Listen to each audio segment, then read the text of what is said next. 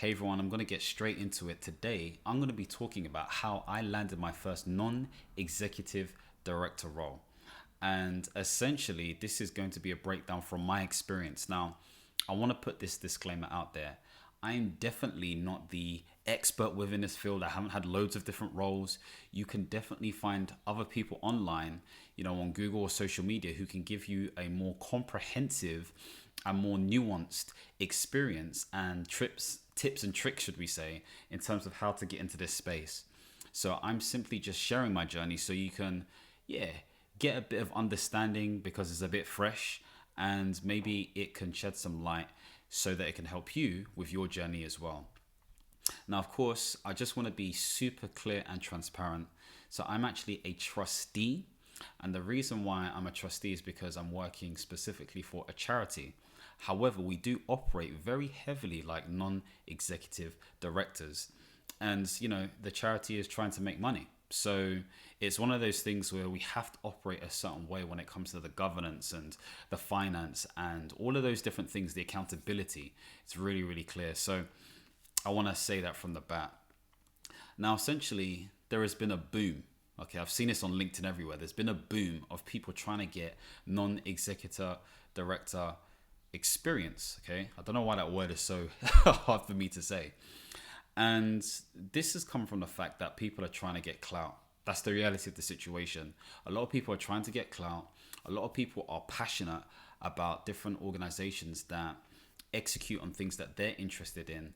And so a non-exec director or trustee position is perfect for this because it basically says that, okay, you are tied to this organization for 2 years, 3 years, 5 years, and you are going to help make the shaping of their strategy and their delivery happen. That's effectively what it is. And so you may be a person who's like, oh gosh, you know what? I'm really interested in mental health. I need to get onto the board of something. Oh, I'm really interested in healthcare. I really need to make sure I'm a non-exec or NED within the NHS. Oh, I'm really interested in sort of like big causes like sustainability. I need to find something. And this is what's happening. You can see it on LinkedIn. You can see this whole thing where people are like, I'm proud to announce, or I'm happy to announce that I am a whatever. Okay. Now, some people have a different sort of approach. Okay. Some people are in a position where they, again, apply for many different roles, regardless of the cause necessarily. And it's more the fact that they're in those positions that gives them the Grava Test. And other people are very specific and niche. Okay. Some people are seasoned NEDs. This is a portfolio career. So you'll realize that I talk about portfolio careers a lot. This is another route that people can take. For those of you who watch my contractor videos, this is an add-on. Now, of course, the question is, do you get paid as a trustee / NED? So as an NED, you get paid. This could vary. So I can't really give you rates. It could be anywhere to a day rate, a monthly rate, and or one standard rate for the whole year. So I'm plucking figures out the air. This could be £6,000, £15,000. It could be £3,000. The day rate could be £400 a day. It really depends. Typically, NEDs will meet on a quarterly basis, but in between that, they're likely to be involved in some sort of projects or meet one-to-one with different NEDs or people who are part of the executive management team. So these are just things to bear in mind, okay? Now, for me personally, I didn't really care about jumping onto anything else. I had a deep sort of like experience within the NHS. So as you've seen in my last video, if you haven't watched that, check it out. It really gives context behind my story, but also how I got into contracting as well. But essentially, I've had 11 years within the NHS in terms of experience. And so it was either going to be NHS related or it was going to be related to something around personal and professional development, more so personal development, but it needed to be the right thing. And really that's around leadership. And so the role that landed was perfect. Okay. It is absolutely perfect. Like, I don't think you understand. I couldn't be happier to be in this space. And so essentially, the whole benefits that come with being in a NED, an NED position. So if I say NED, it's NED, so non-executive director position or trustee position, is that number one, you get to work with some amazing people. Okay. Like, I'm really early in this space, but there are people who own their own businesses, who have been part of this organization and many other organizations as a trustee or NED for a long time. So I'm learning from their expertise. You get to exercise your strategic thinking skills. Okay, so sometimes there may be some of you who are middle managers or senior managers, okay, all climbing up the ranks, who are doing a lot of operational stuff and don't really get the difference between, operations and strategy. Strategy is way more about approach, higher sky thinking. The operations is more to do. Of course, operations can give you understanding in terms of the strategy, but again, think approach when you think strategy. How are you going to do it and why? All of those bigger questions, okay? And also, it gives you the opportunity to boost your personal brand as well in association with that specific organization. Now, of course, if you're representing an organization, you can't do dumb stuff, okay? You just can't. It doesn't make sense to.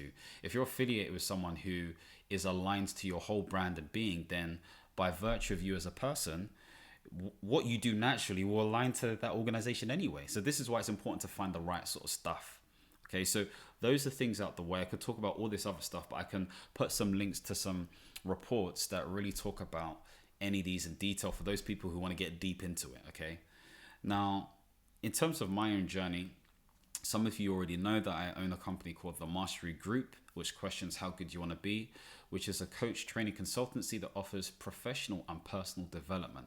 So this is mainly to, I would say, Gen Z, but mainly millennial professionals who are sort of like within the middle management space. This is also to graduates and students as well, who also want to develop their leadership skills, etc., etc. So there's a whole flurry of stuff that we offer. And so the organization that I applied for, it was all centered around leadership. All of it was centered around leadership. Now, I don't want to focus on anything else, actually. I know I spoke about the NHS stuff before, but it wasn't a deep passional desire. For me, deeply, it comes to personal transformation. It comes to how do you understand or make people believe that they're more than their situation. If we think about the organizational standpoint or from a career standpoint, I hate it. I absolutely hate poor leadership. I just do. I really hate it with a passion because it affects lives. Toxic leadership affects lives. And it's not just about management, which is like, structures and boxes and everything else. It's about good leadership. This is making sure you have a good symbiotic relationship with your people. And so if there are ways to reduce burnout, if there are ways to better endorse technology, if there are better ways to develop your team, if there are better ways to help people understand how they can communicate better, I want to be part of that. I want to be part of that difference.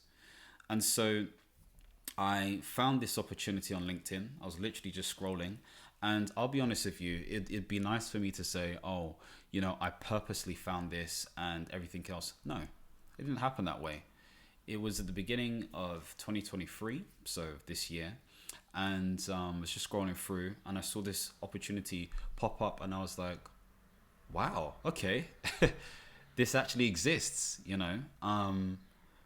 should I apply for this sort of thing? So it was one of those things where it's like imposter syndrome really kicked in because I was like, am I worthy enough? Am I ready enough? Am I the right person for this position?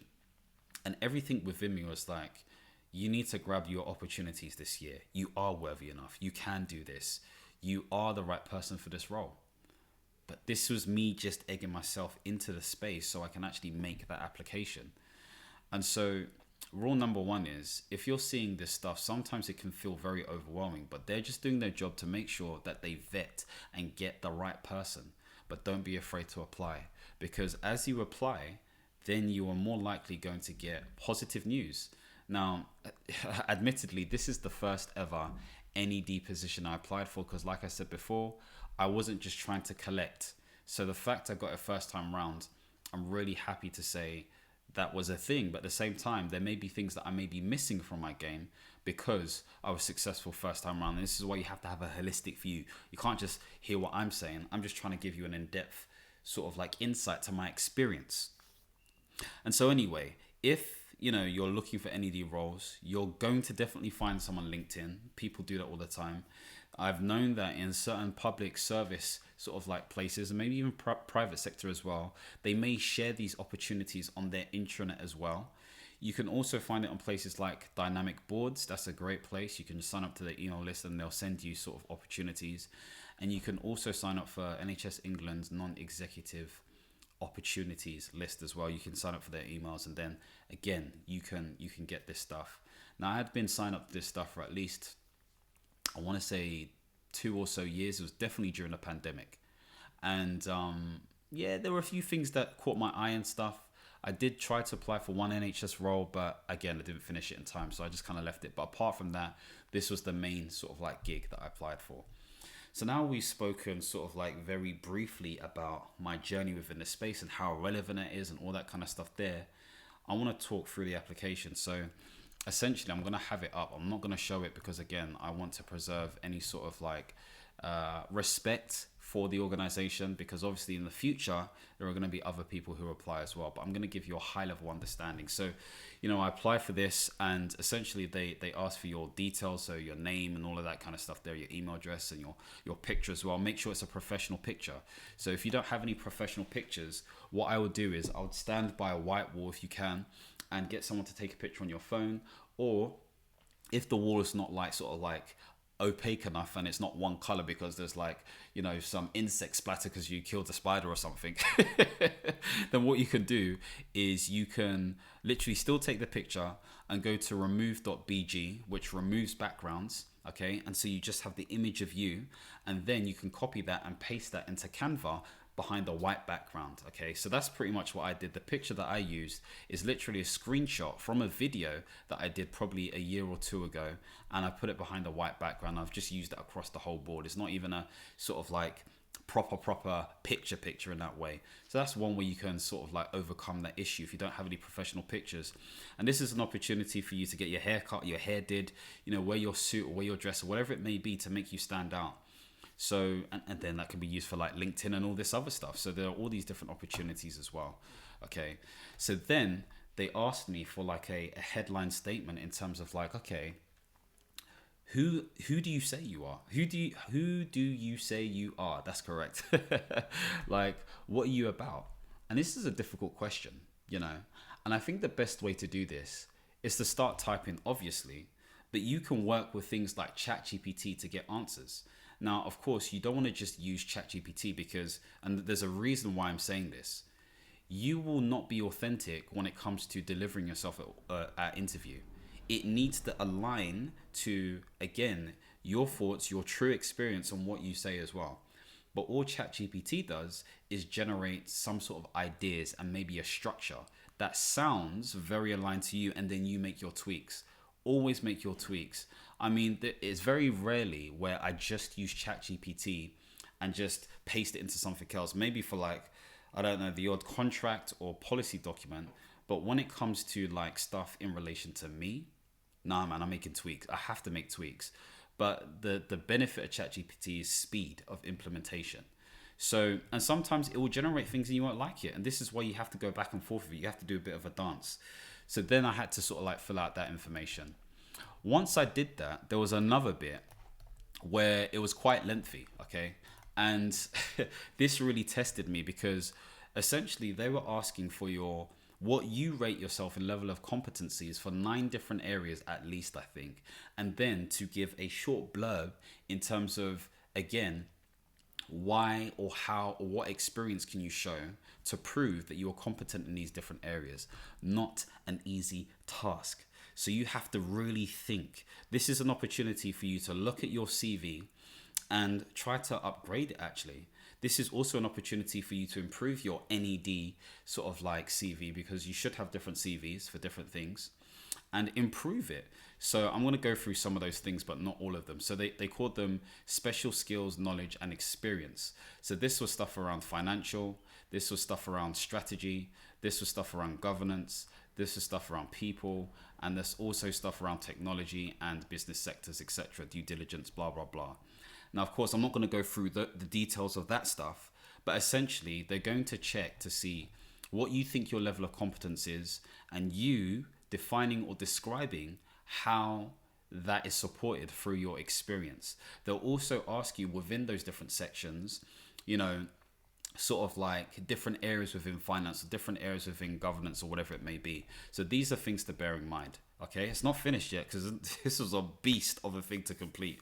And I was completing this during a time where I had 4 deadlines all on the same day. So I was stressed. I was fully stressed, but it's all good. It's all good. It taught me a lot. I'm not going to lie to you. So once that was done, they then ask you to provide some sort of supporting statement in terms of your board experience. Now, I believe this was, I want to say this was something like 1,000 words or 1,500 words or whatever it may be. Okay. Not an easy thing to do, because if you've never had board experience before, what do you talk about? You know, what do you truly talk about? Now, I could think of examples where I have done board-like things. So, for example, I have my company, the Masteri Group. We have an advisory board, okay? It may not be official or anything like that, but that exists. It definitely exists. There are decisions that need to be made. There is clear governance that is had. There is obviously a need for good reporting and or financial acumen, all of that kind of stuff there. So obviously I spoke about that stuff, and that's you betting on your business. You have to be really clear that that is definitely the case. There's also the examples where in my previous role as a commissioner, I sat on the board and I chaired different meetings with confidence. Of course, back then it doesn't compute as that. You just see it as you doing your job. But it was known as a program board for the Northwest London, whatever it may be, for that specific sector. So again, you have to try and think about these things. Where have you chaired different meetings? Where have you facilitated different stuff? Where have you contributed to strategy? It doesn't feel like strategy at the time, but looking back, looking outside in or looking back at it, it probably is strategy, but you're just not giving it the respect it deserves. You have to kind of like, I kind of say be American, you know, they're very good at promoting themselves and all that kind of stuff. They think like that. And the last example that I could think of was I was part of the Parish Council, so the Pastoral Parish Council back in my old church.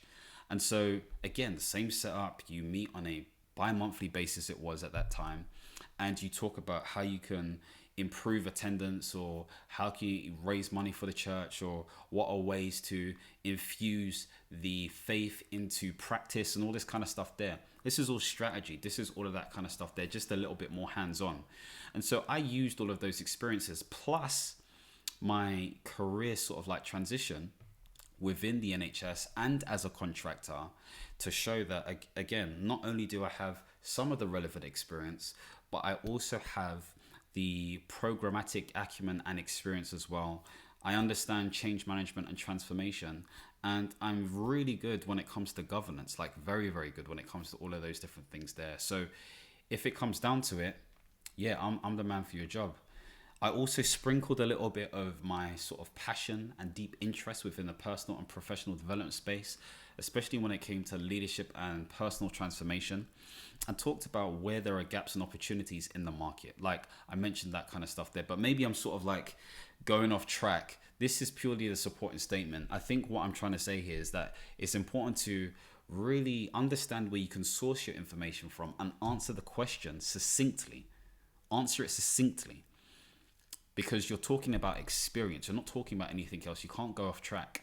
Okay, so this is where you need to type things up. Again, I would advocate for using ChatGPT to help you structure stuff, but you really need to write it yourself, because one thing I've realized with this whole thing is that with ChatGPT, it doesn't give you the necessarily the flow that you're looking for.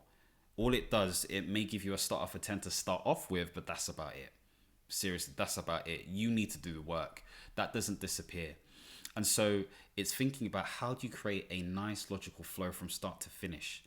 You know, typically when it comes to supporting statements, I usually start off with talking about a bit about sort of like, you know, why I'm good for this position, some 2 or 3 key skills and roles. And then I lead onto sort of like the narrative. So I start talking about this experience and then this experience and then this experience. Then obviously I conclude to basically say I'm your man and that I would love to have the potential opportunity to work with you and your organization as well. That's pretty much what I do. And so you have to tick some stuff off and all this kind of stuff there to declare that you know, this is true and everything else and the information is accurate. And presto, that wasn't easy to do, but I'm not finished. What these people also did was ask for a 1-minute video that essentially again, answered some of these questions. And I think there were 6 questions. I'm trying to find the actual questions that were asked, but essentially it was just answering those questions that I've highlighted pretty much in this bit now. So let me just scroll down. I can't find the questions, unfortunately, but the questions, I think there were 6 sort of like key questions that I had to answer in 1 minute. So essentially, this is it. So state your interest for joining the board. The second question is provide an overview of what you have to offer and why it'd be a good fit. And then there were certain questions around challenges around the industry and what you may face. Talk about your experiences and networks. Basically, they want to see why should they pick you, what are your benefits, and all of that kind of stuff there. So there were 5 questions at least. And so what I was doing was, they said they wanted it, behind the white wall and all this kind of stuff there. What I was doing was I was, I had my camera here and it was on the stand, and I would go and start talking. And I realized that I would be talking for like 2 minutes. And I thought, I can't edit this. They didn't say whether it could be edited or not, but I was like, I can't edit this. So I kept on doing it again and again. I think it took me like 40 minutes to do a 1 minute video, like 40 minutes. I did it again and again and again. And it was a question of speed. I was like, right, I need to get this in. So what I ended up doing was I put an alarm on my phone, and essentially, it would make noise when it was 1 minute. And I eventually managed to do it once, but you can slightly hear the sound, at the end of the video. And I thought, you know what? It's not that deep. I've got something else I need to do because I had another deadline to submit something else. So I thought to myself, I'm just going to submit this, okay? And in terms of what I was wearing, I was just wearing a blue jumper and it was a white background. That's it. It was nothing. It was the sun was coming as well, so it was good lighting as well. Nothing fancy. Okay, it was just standard because I didn't want to come off pretentious, but I wanted to come off myself. I want to be natural. So you have to think, again, if this organization is aligned to you as a person, then what you wear and what you do will be intuitive because there is a synergy between you and the organization, should I say. Now, I submitted it, I think it was a month later, and they told me that I got an interview, and I was like, what? I think it was 2 weeks later, maybe. They told me I got an interview and it was 15 minutes. I was like, what kind of interview is 15 minutes? There were 4 people on the panel. There was the CEO, there was the chair of the board, and there was the deputy and another lady as well. All very nice people, extremely nice people, really, really happy to have met them as well. And they asked me like, I would say 5 questions or so. Questions around, what would you expect to be doing within the board? I'm paraphrasing here. I don't actually remember, but I think this is what it was. In addition to, what are some of the opportunities that you can see? What can I offer? What are some of the challenges that I may face, or what are some of the opportunities? And I think there was a financial question as well, not numbers focused, but just in terms of like, how do you manage certain things? And I made it clear in my response. I was quite relaxed, I'm not going to lie to you. And I did wear a suit. I wore a full suit, even though it was, recorded light to feel the part, I was actually wearing a trousers and that. It weren't no boxers and nothing like that. But I felt very confident and I felt very comfortable because they made me feel that way. I wouldn't say I answered one of the questions perfectly. They did pick me up on some stuff and they gave me some feedback, which is good. But at the same time, it was a relaxed interview. I can't lie to you. I just made sure that the energy was right. I was smiling. I had my water. The window was open. And, you may ask the question, how did I prepare for that interview? Well, the preparation came from 2 sources, okay? So, number 1, the first source was through the reports that were sort of published. So I read their financial report and their audit report as well. And it's a lot of pages, but a lot of it is just like calculations and numbers. As long as you understand how they're making money and where they're losing money, and also what their strategic direction is, then again, you are in a position of strength because you can talk to things that you've read. Okay, this is not fake, and you can use your experiences to think about how you can support these different situations. The second thing is I also use ChatGPT to generate some questions. Okay, so generate some questions that may be asked of potential board members.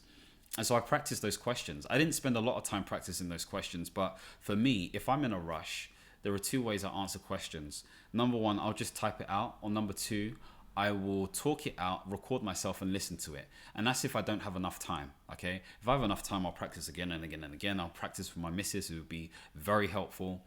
And that will be that.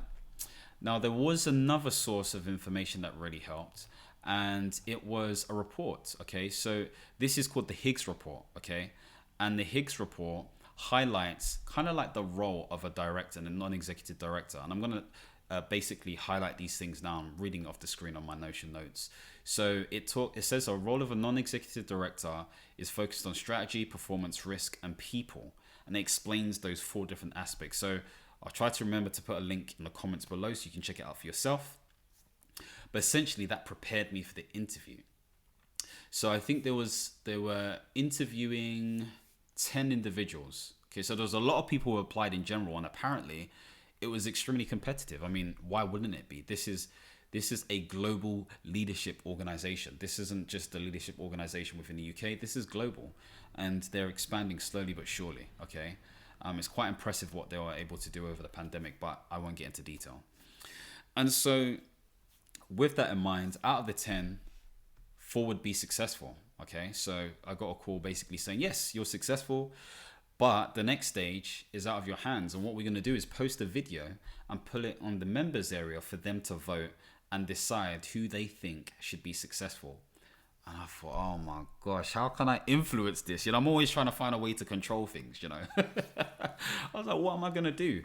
And, I was asking questions like, can sort of like non-members vote and everything like that? They're like, no, it's only members.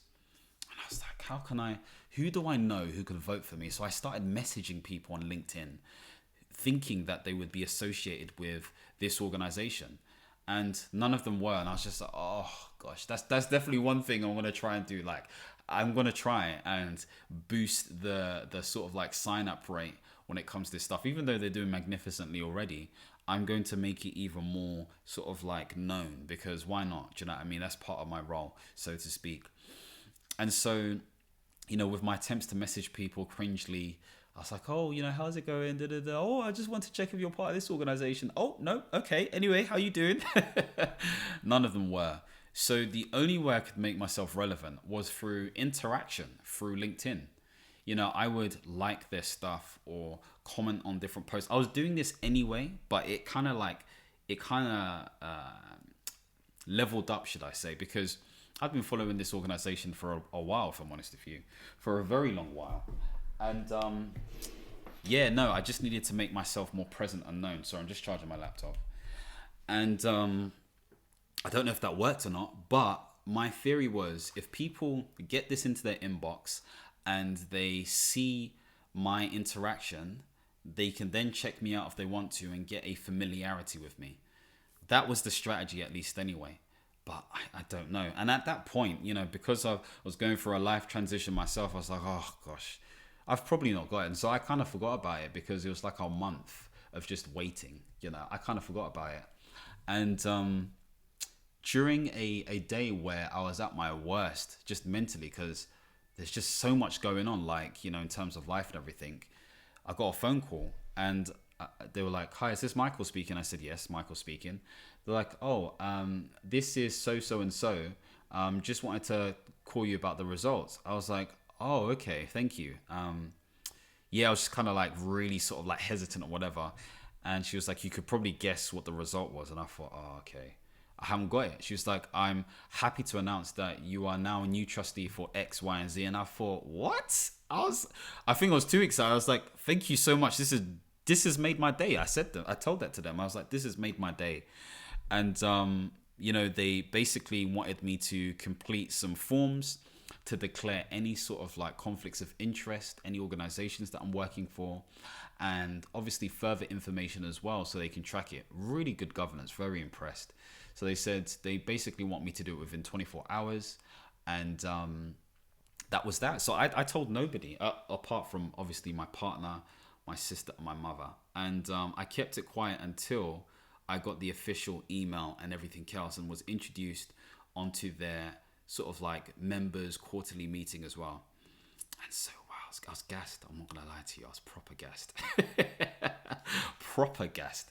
And I was like, wow, like I haven't really got something like this before, you know. It's always been a struggle or hard work or whatever it may be. It may appear different to other people, but the reality is there's a lot of, like, think of a swan. Yeah, I'm not saying I'm a swan, yeah, but I'm just giving you an analogy. Yeah. Okay. So a swan looks elegant and graceful and, oh, it's a swan and all this stuff.